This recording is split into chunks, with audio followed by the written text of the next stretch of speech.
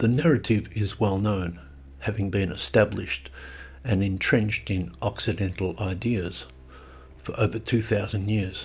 It says that Aristotle was Plato's best and most illustrious pupil, the most outstanding student of the academy in Athens.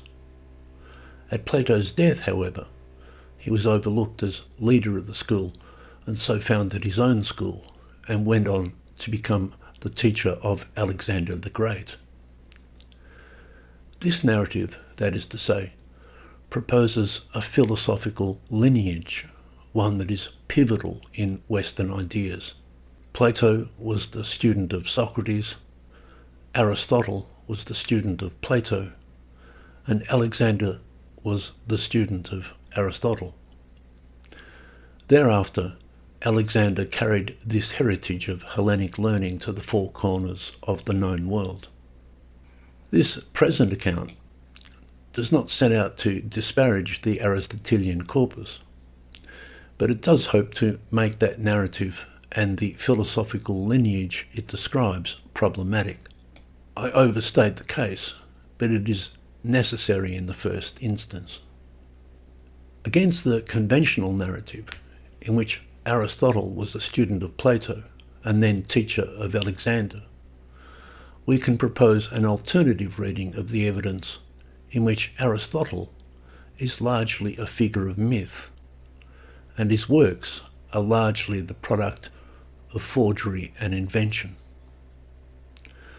The conventional narrative then emerges as a mythological history rather than historical fact. To be more specific, this Aristotle was not a student of Plato's academy and was not the teacher of Alexander, but writers of a later period made him so. His writings, moreover, were composed much later than the period in which they were supposed to have been written, and were subsequently placed within the historical chronology and backfitted or retrofitted accordingly. Once established, both the character of this Aristotle and his works carried such weight that the whole intellectual history of the ancient Greco-Roman world was reshaped to accommodate them. This, it is true, is an almost unthinkable scenario, but it is, as we will see, a possible reading of both the textual and contextual evidence. There are many grave conundrums concerning Aristotle and his works. This alternative proposal, radical though it is, sets out to solve them. To be even more specific, what is being proposed here is that Aristotle and his works are the product of the myth-making to which the figure of Alexander the Great was subject in the 1st century BC. The stories that make Aristotle the tutor of Alexander provide the salient clues. Alexander was lionized as the very model of the philosopher king, the wise conqueror who brought civilization to an unruly and barbaric world. This was a mythological development important to the Romans. They admired Alexander as a military general, but even more as an ideal. The myth of Aristotle, then, was subsidiary to it and had as its purpose the connecting of Alexander to the divine Plato. It was necessary, that is to say, to place Alexander in the philosophical lineage of Plato in order to elevate him to the status of philosopher king. The growth of the mythology around Alexander demanded that he be connected to Plato in order to confer upon him Plato's authority. Plato was the philosopher of kings, but Plato was too early to have tutored Alexander himself. It is proposed that the myth of Aristotle grew along with the myth of Alexander. The plain purpose of the myth was to have a student of Plato, indeed his very best student, tutor the philosopher king.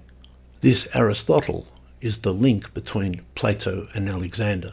Roman interests, all the same, were only concerned with the authority of Plato, not so much with his doctrines.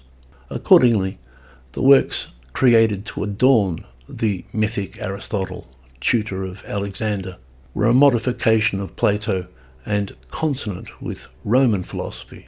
A large body of work, in some ways a sort of counter-Plato, was composed and collected and attached to the name Aristotle in the 1st century BC, beginning when they were supposedly found in Athens and taken back to Rome by Sulla.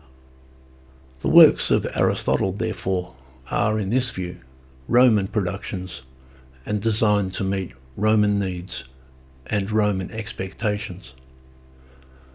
That we now regard Roman philosophy as influenced by Aristotle is a consequence of the retrofitting mentioned above.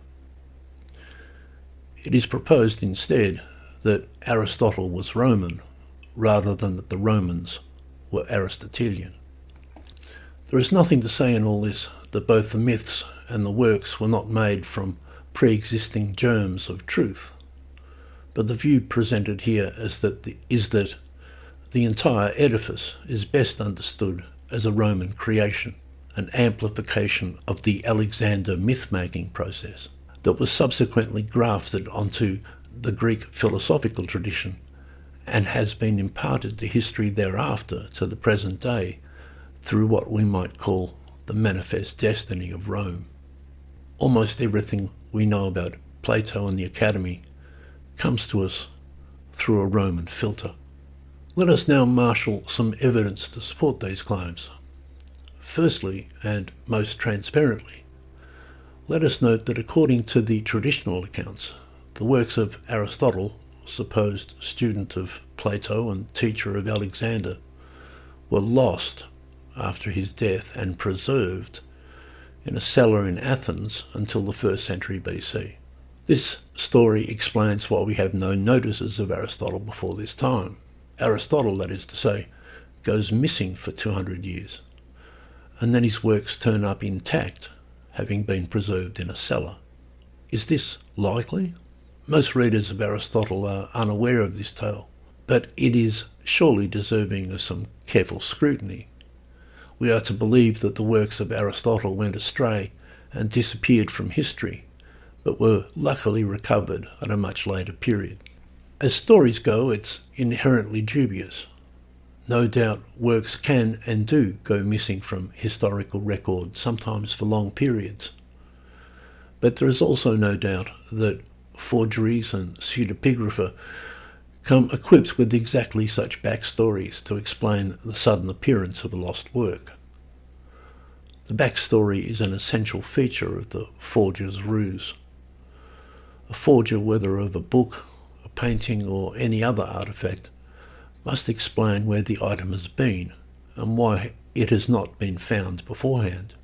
The traditional account of Aristotle's books has every appearance of being a backstory. His books turn up in the 1st century BC. It is necessary to explain where they have been and why others have not known of them previously. The story that they were placed in a cellar and then forgotten is simply too convenient not to rouse suspicion. By any standard, it's a fishy tale. Moreover, there is also the fact that this recovered trove of lost works are not in any case the real works of Aristotle, but we are told only his notebooks. It is sometimes said that we have the works of Plato, but not his notes, and the notes of Aristotle, but not his works. It is a neat symmetry, but it underlines the actual status of these texts attributed to this Aristotle. Many sins can be explained by saying, yes, but we only have his notebooks. And once again, distancing of this sort is a typical ruse of the forger. Worse, the man credited with discovering the lost works of Aristotle, Apollochon of Chios, was by every account a complete rogue. He was a disreputable and avaricious book collector. It is said that he purchased the manuscripts of Aristotle from a Neleos of Skepsis. It is said they were hidden in a cellar to keep them away from the princes of Pergamon. Then we are told that because Aristotle's manuscripts, his notebooks, were in poor shape, Apollochon made his own copies and filled up the gaps himself. So in fact, our Aristotle, we are to believe, is Apellicon's free and easy rendering of the concealed manuscripts, merely notebooks, of Nallius. Certainly there are other classical works with much thinner historical warrants, but just how thin are the warrants of Aristotle is not widely appreciated. The traditional account is dubious at every turn, and it is only the enormous weight of Aristotle's reputation that prevents us from seeing it. Next we are told that Apellicon's library was carried back to Rome by Sulla. This is in 84 BC. It is actually the first time that Aristotle's works ever appear anywhere in public. They are part of the spoils of Sulla. The context of this, then, was a major Roman acquisition of Greek heritage. The expedition of Sulla annexed Greece to Rome, and in the process the Romans acquired and claimed as their own the intellectual heritage of the older civilization. The authority of antiquity was of vital importance to the Romans. The argument being presented here, therefore, is that along with what was stolen from the Greeks, large amounts of Greek antiquity, and specifically the works of Aristotle, was fabricated for Roman purpose. These purposes were, as we've already mentioned, the construction of Alexander the Great as the wise conqueror, a role at that time passing to the all-conquering Romans themselves. But who among the Romans, it must be asked, had the ability to fabricate works of this calibre? The evidence, in fact, points to a suitable circle of Roman scholars and scribes. Along with the library of Apellicon, the Romans also acquired such Greek scholars as the accomplished scribe and grammarian Tyrannoin of Amisus, and an entire literate class of Greek slaves. Tyrannoin and his company were employed by the Romans, we are told, to organise Apellicon's library. They then worked in the circle of Cicero. These were deeply learned men of great literary power. We underestimate the philosophical and literary genius of that period. There is no space here to document their prowess, but this is a circle of people who are more than capable of creating the works of Aristotle, both in terms of their philosophical powers and in terms of their command of Greek. Cicero especially stands out as a likely contributor. It can be no accident that we know him as a man who, quote, studied Aristotle, and whose philosophy is closely akin to that of Aristotle. In particular, he shares a political philosophy with Aristotle against that of Plato. Significantly, it is Cicero who supplies us with a list of heads of the academy down to the Roman period, the lineage. It is Cicero, the Aristotelian, who gives us the intervening history.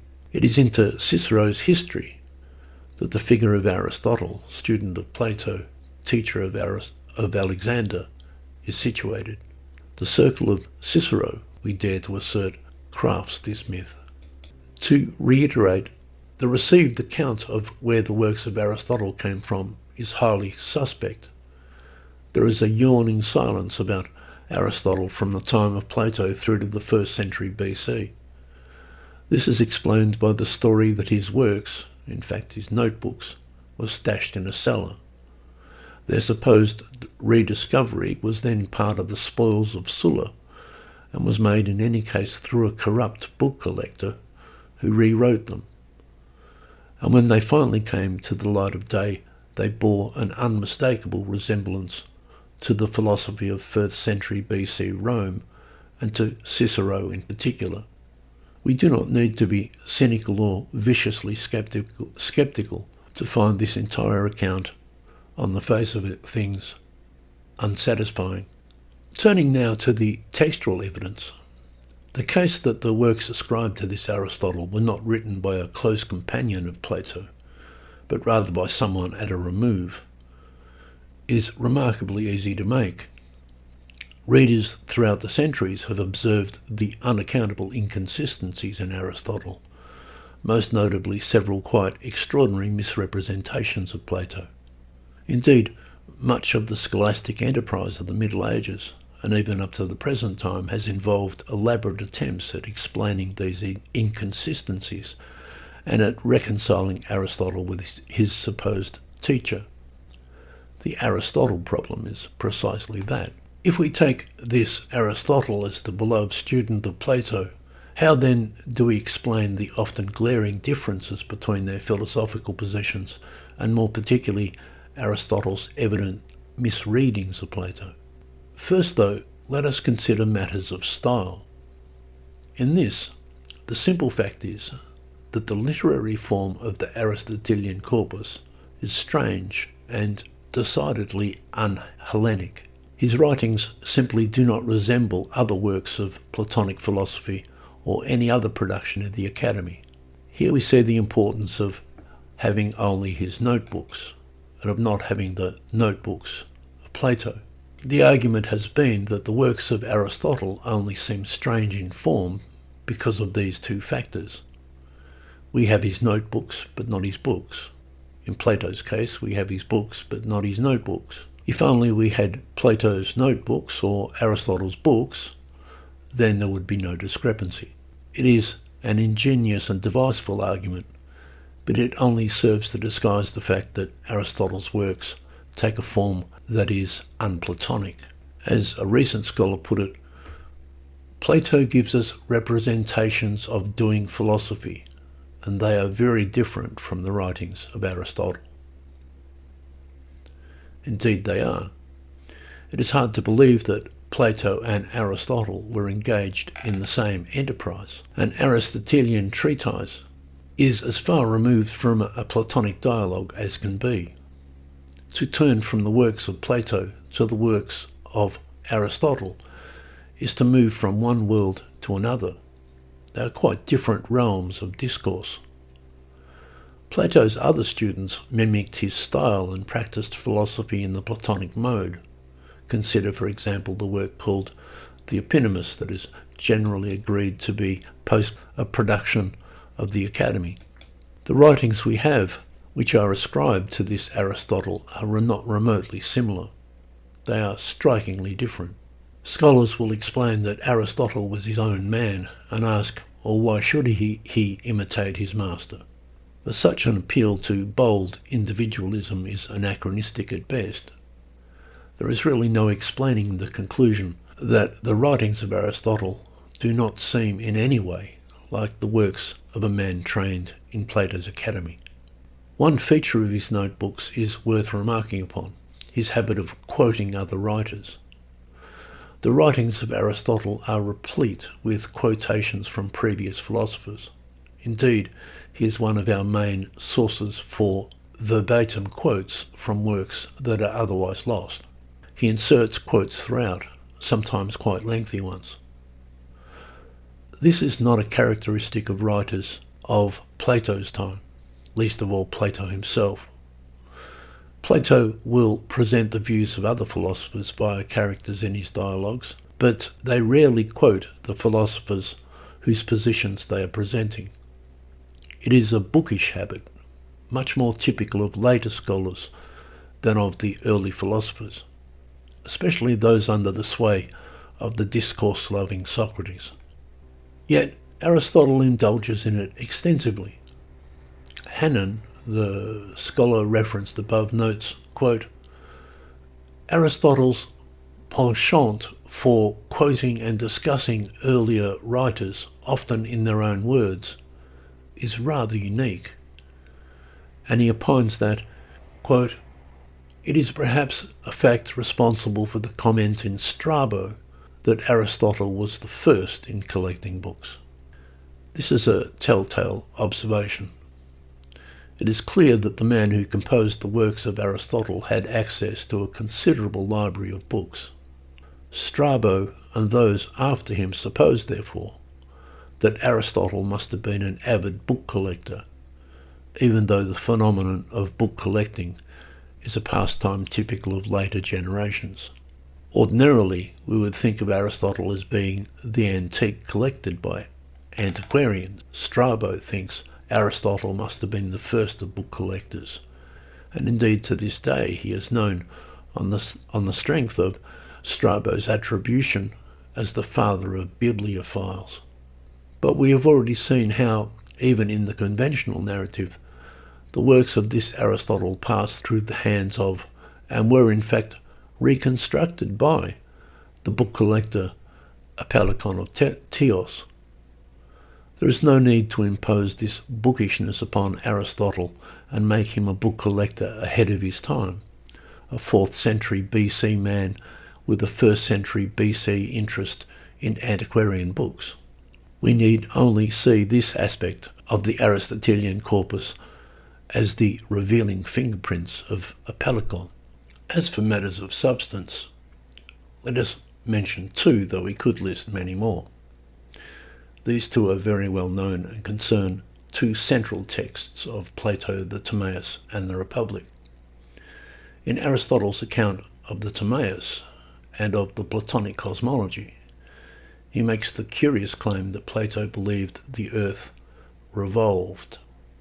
He writes in De Caelo, "Some say the earth rests on its centre and is piled up about and revolves around the axis of the universe, as we read in the Timaeus."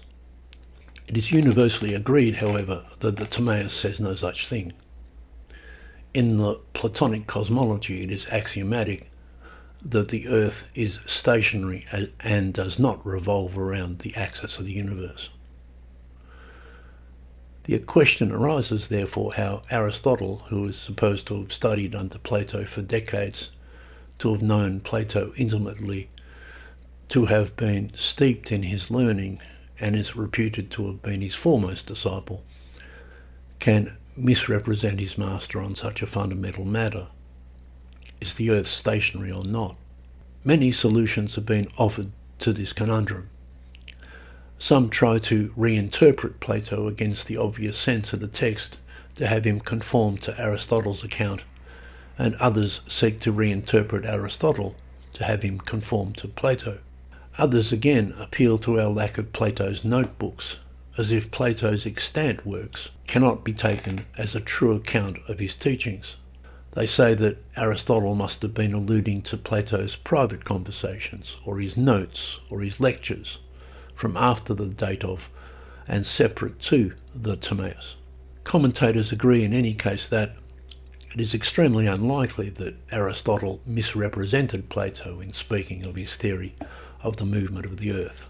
In the first place, such a view would require the assumption that Aristotle was dishonest. Then, too, the chief preoccupation of the Academy after the death of Plato was the interpretation of the Timaeus.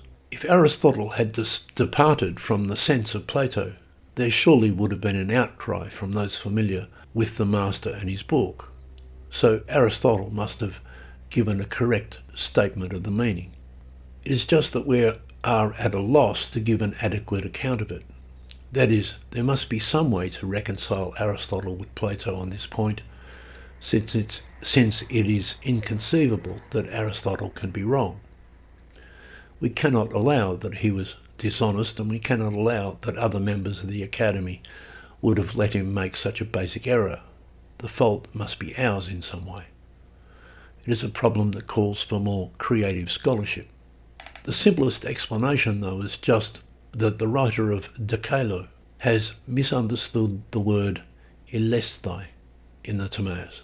By the 1st century BC, it is an archaic term and might be easily misread.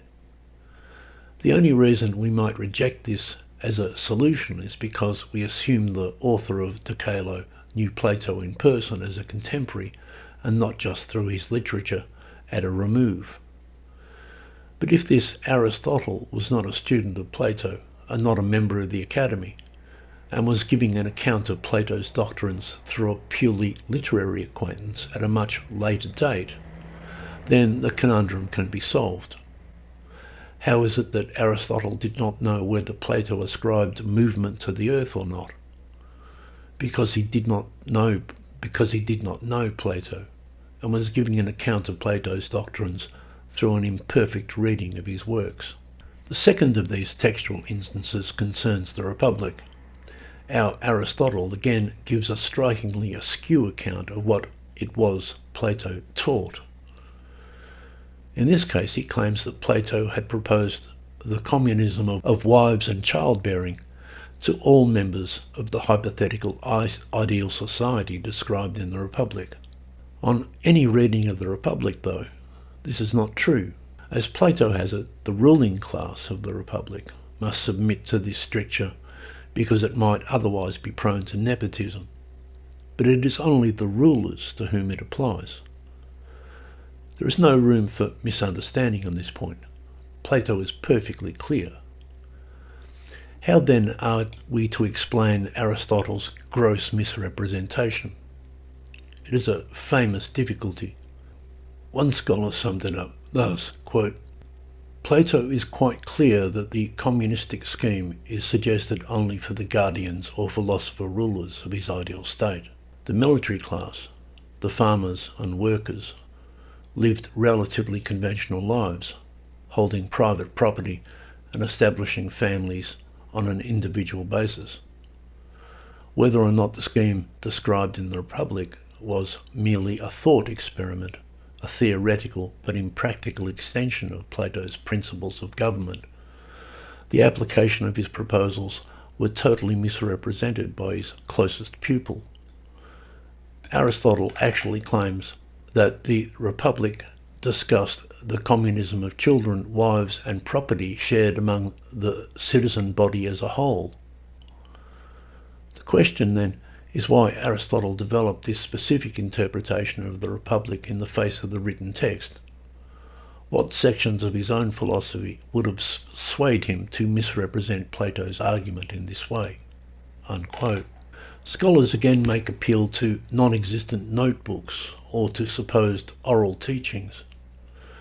A typical explanation goes, this view, if it was ever held by Plato, must be later than that of the Republic, and therefore Aristotle's remark applies to a later view represented in Plato's lectures. That is, our text of the Republic gives an early rendering of Plato's position, but that position changed towards full communism, and it is the later view with which Aristotle contends. Once again, modern scholars are inclined to defer to Aristotle on the grounds that he must have known Plato better than do we. If Aristotle says that Plato subscribed to full communism, despite the plain teaching of the Republic, then it must be so. The alternative is unthinkable, namely that the great Aristotle did not know the mind of his master. But once again, we can find a more natural and satisfactory solution if we are prepared to consider the possibility that the Aristotelian corpus was written remote from Plato's time and is coloured by the concerns of another era. It is remarkable that Aristotle's critique of Platonic politics largely aligns with that of Cicero. They both deplore the Platonic assault on private property, for example, and are specifically opposed to the communistic features of Plato. These are issues in political philosophy in 1st century BC Rome. We can explain Aristotle's misrepresentation of Plato as a symptom of that political milieu. The works of Cicero are instructive. Although they are modelled on those of Plato and even take Platonic titles, notably the Republic and the Laws, the content accords with Aristotle. The project of Cicero was a reshaping of the divine Plato consistent with the political needs of contemporary Rome. To put it bluntly, Cicero's Plato is Aristotle. In any case, to restate the problem once more, can we really suppose that Plato's nearest and dearest pupil, who is supposed to have studied with him for over 20 years, could misrepresent, misunderstand, or be otherwise confused about such fundamental matters? And if these are instances of willful misrepresentations, then why, as the scholars say, was there not an outcry by Aristotle's fellow students and colleagues at the Academy? As I've said above, these are only two examples. There are many others. In conventional scholarship, it is an ongoing mystery. Why do the works of Aristotle so often give mistaken accounts of the known philosophy of Plato? Why doesn't this Aristotle know Plato as thoroughly as he ought? We might be able to find specific explanations in some cases, but what we are confronted with is nothing less than a pattern of mistakes or misrepresentations that really must bring into question the belief that the author of these treatises or notebooks was in fact an intimate companion of Plato and a student of the Academy. In most cases, it is far easier to explain the mistakes as the sort of errors or malformations or misreadings that might be made by someone who only knew Plato through his books, or even third hand, and not through personal acquaintance. It is otherwise very hard to comprehend. Is the earth stationary? Are children held in common across all classes in the ideal society? Surely Aristotle could be relied upon to give an authoritative account of Plato's position on such matters. But not so. For all their undoubted depth and genius, the works of Aristotle are flawed in their account of his supposed teacher. Conversely, let us add, there is no sign at all in Plato's dialogues that he ever engages with, anticipates, is aware of, has ever heard the challenges to his philosophy that we find in Aristotle's works. There's no Aristotle in Plato. This is the main point of this present argument. Did this Aristotle really know Plato? How close was he to Plato and to the intellectual life of the Academy? The fact must be admitted that the extant Aristotle does not seem like a close companion of Plato. He misunderstands basic points and misrepresents Plato on fundamental matters. Countless scholars have tried to reconcile the two philosophers on the assumption that they were close companions. But perhaps they weren't. Perhaps there is a good reason why our Aristotle seems so askew about Plato. In my view, anyway, I'm not convinced that the person who wrote the works of Aristotle was a personal student of Plato of Athens. This does not change the intrinsic value of the Aristotelian corpus. The charge that they were inventions of a later date is not a proposal that they are worthless forgeries. Their worth cannot be gainsaid. What is at issue, though, is their location in the philosophical lineage of Plato. The story of their sudden reappearance after a long silence and their recovery during the expedition of Sulla is intrinsically suspicious. The role of a pelican in this story makes it even more so. Then these supposedly rediscovered works end up in the circle of Cicero, master rhetoricians with a complete command of Greek and whole libraries of Greek philosophy at their disposal. If we can doubt the official narrative about the origins of the Aristotelian corpus, we can also offer at least a plausible account of where these works might have come from instead.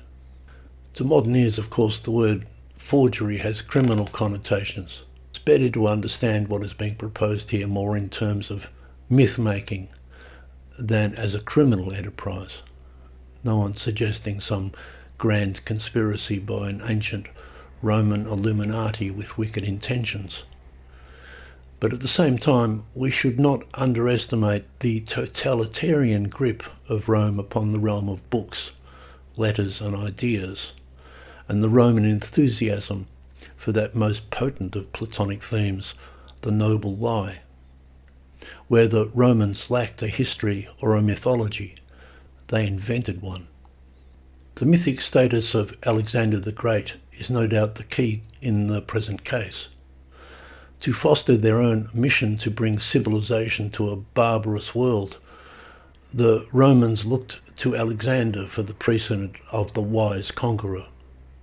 The mythos of Alexander makes him the embodiment of the philosopher king. He therefore needed to be connected somehow to the divine Plato. This is the mythic function of our Aristotle.